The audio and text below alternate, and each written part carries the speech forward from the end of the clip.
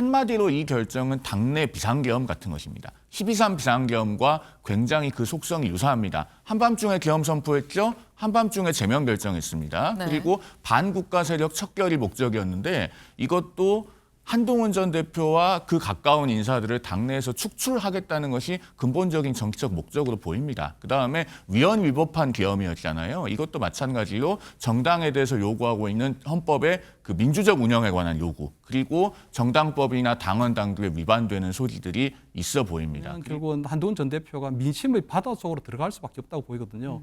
과거에도 보면 유승민 의원이나 홍준표 시장이 그때 공천을 받지 못했을 때 대구에 무소속으로 출마한 적이 있었거든요. 아하. 그렇다면 한동훈 전 대표도 결국은 대구에 가서 이번 지방선거 할 때 그때 국회의원 재보궐선거로 나갈 수밖에 없지 않느냐.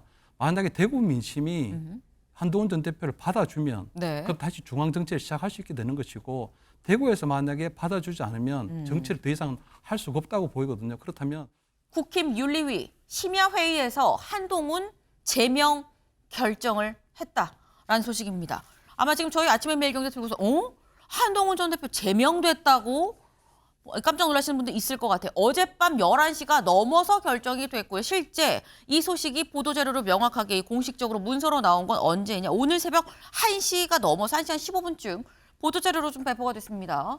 A4 용지 8쪽 분량이에요. 한 전 대표한테 중대한 윤리적, 정치적 책임이 있다고 판단을 했다. 피조사인 한동훈에 대해 2026년 1월 14일자로 오늘이죠. 오늘자로 제명을 결정한다.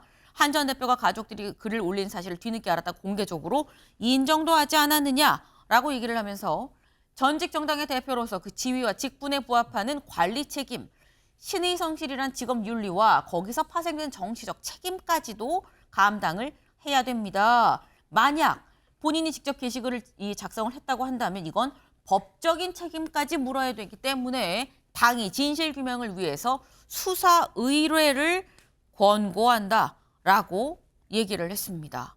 잘못했고 여기에 더해서 수사 의뢰까지도 하겠다라고 얘기를 하고 있는 거죠. 근데 사실 이게 송영훈 변호사님, 어젯밤 11시 넘어서 오후 5시에 열린 윤리위가 어젯밤 11시가 넘어서 굉장히 늦게 심야 시각에 결과가 나왔거든요. 제명 결정이 나올 거라고 예상하셨습니까? 한동훈 전 대표에 대해서 적법한 소명 기회조차 부여되지 않았기 때문에 어젯밤에 어떠한 징계 결정이 나올 것 자체를 전혀 예상하지 못했습니다.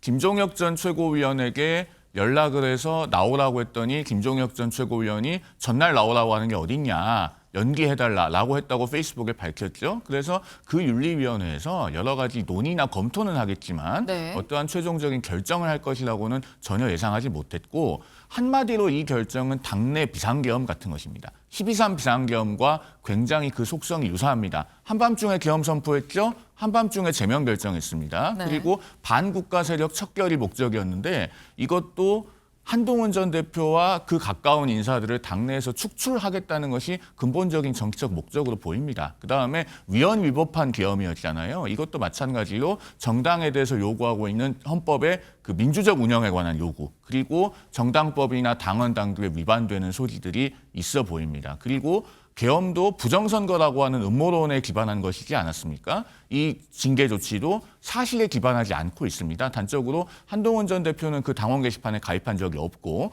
한동훈이라고 하는 인물은 동명이인이라고 하는 것이 거듭 확인이 되었는데 이 윤리위원회 결정문에서는 뚜렷하게 납득할 만한 근거가 없이 그것을 계속 한동훈 전 대표 본인이라고 단정하고 있어서 이 결정은 여러 가지로 법적 또 정치적 그 근거가 취약해 보이고 앞으로 한동훈 전 대표가 본인이 밝힌 것처럼 국민과 함께 민주주의를 바로잡겠다라고 하는 그 말을 어떻게 실행할지에 대한 가장 유효적절한 방안을 강구할 것이라고 생각됩니다.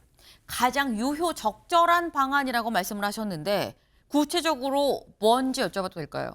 그 유효적절한 방안에는 여러 가지가 있죠. 그리고 네. 제가 앞서 말씀드렸듯이 저 결정문이 그라운드가 굉장히 취약합니다. 8장짜리 그 결정문 전문이 보도자료 형태로 배포가 됐기 때문에 저 전문이 인터넷에도 올라 있습니다. 그렇기 때문에 우리 시청자들께서도 찾아보시려면 찾아보실 수 있는데 팩트에 기반하는 것이라기보다는 여러 가지 추론과 추측에 기반하고 있습니다. 그리고 구체적인 팩트에 의해서 뒷받침되지 않기 때문에 예를 들면 무슨 뭐 availability heuristic이라든가 블라인드 스팟 바이어스라든가 저도 못 들어본 현학적인 용어로 가득 차 있습니다. 네. 그렇기 때문에 여기에 대해서는 바로잡기 위한 방법이 법적인 수단도 있고 정치적인 수단도 있고 여러 가지가 있겠죠. 네. 그중에서 아마 가장 유효적절한 수단을 택할 것이고 제 개인적인 생각으로는 그런 유효적절한 수단이 한 가지만은 아니지 않겠는가 이렇게 아하. 말씀드립니다. 지금 법적인 법적인 대응도 있을 거고 정치적인 대응도 있을 건데 이게 딱 하나로만 볼 수는 없지 않겠느냐. 다 일괄해서 병행할 수 있다라는 취지의 말씀이에요. 가처분도 하고 뭐 다 할 수 있다라는 말씀이에요. 한동훈 전 대표 이 소식이 알려지고 바로 SNS에 뭐라고 글을 올렸느냐 같이 볼까요? 국민과 함께 민주주의를 지키겠습니다라고 올렸는데 여기에 대해서 이 글에 국민의힘 대변인이죠. 박민영 대변인이 또 뭐라고 올렸느냐. 이 글을 그대로 올리면서 우리는 드루킹을 민주주의라고 하지 않습니다라고 하면서 해당 행위 실체가 명확하고 정해진 절차를 적확하게 따랐다 때문에 법원에서 그 문제가 전혀 없을 거다. 자중하며 떠나라. 자중해서 살아라라고 얘기를 했거든요. 김철현 위원님. 그래서 한동훈 전 대표는 보면 이번 윤리 결정에 대해서 또 사법적으로 대응을 하려고 하는 걸로 보이거든요. 그래서 저는 그 사법적 대응에 대해서 어떻게 판단하냐면 직위원 재판장 이런 얘기를 했거든요. 프로는 징징대지 않는다. 징징대지 않는다고 얘기했거든요. 어쨌든 그 정당에서 이루어진 정치적 결정에 대해서 이제 한동훈 전 대표가 어떻게 대응할 것인지에 대해서 좀 고민을 해야 되는데 저는 어제 그 윤리 결정 굉장히 좀 치밀하고 정교하게 준비된 걸로 보이거든요. 윤석열 전 대통령의 1심 구형 날에 맞춰서 심야에 아마 한동훈 전 대표에 대해서 했다는 건 만약에 윤석열 전 대통령에 대해서 사형이나 무기징역에 나왔을 때 어떤 강성 보수층이 느끼는 그 분노를 이 한동훈 전 대표에게 책임을 떠기는 걸로 돼 있는 거거든요. 어쨌든 윤석열 전 대통령의 탄핵 이후에 1심에서 이런 이 사형에 준하는 구형이 된 것은 결국은 한동훈 전 대표에게 책임이 있다는 부분으로 또 넘긴 것 같고요.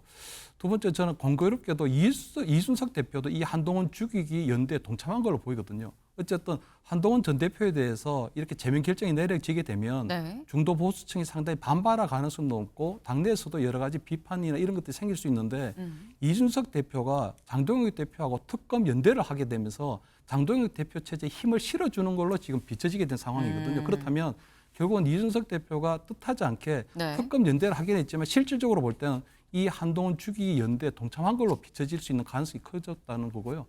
저는 지금 한동훈 전 대표가 이제 만약 이 제명이 네. 이제 최고위원회에서 이제 결정이 된다면 한동훈 전 대표에게 남은 건 딱 한 수밖에 없는 걸로 보이거든요. 이제 민주주의를 지키기 위해서 싸워야 되는데 어떤 식으로 싸우느냐. 네. 결국은 제명이 된다면 결국은 한동훈 전 대표가 민심의 바다 속으로 들어갈 수밖에 없다고 보이거든요.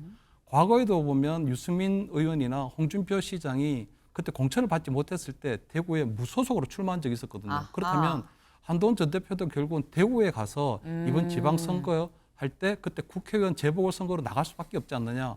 만약에 대구 민심이 한동훈 전 대표를 받아주면 네. 그럼 다시 중앙정치를 시작할 수 있게 되는 것이고 대구에서 만약에 받아주지 않으면 정치를 더 이상 할 수가 없다고 보이거든요. 그렇다면 한동훈 전 대표가 그러한 담대한 용기를 보여줄 수 있을 것인가. 만약에 대구에 출마해서 무소속 출마해서 당선이 된다면 대구의 정치 지형이 바뀔 수 있는 부분이 있거든요. 네. 그렇다면 보수의 본산인 대구에 대구 경북을 대표하는 보수 정당의 간판을 바꿀 수도 있기 때문에 네. 그런 형태로 아마 저는 한동훈 전 대표가 조금 정무적으로 담대한 용기를 내는 그런 한 수를 좀 전개해야 되지 않을까 저는 이렇게 보입니다.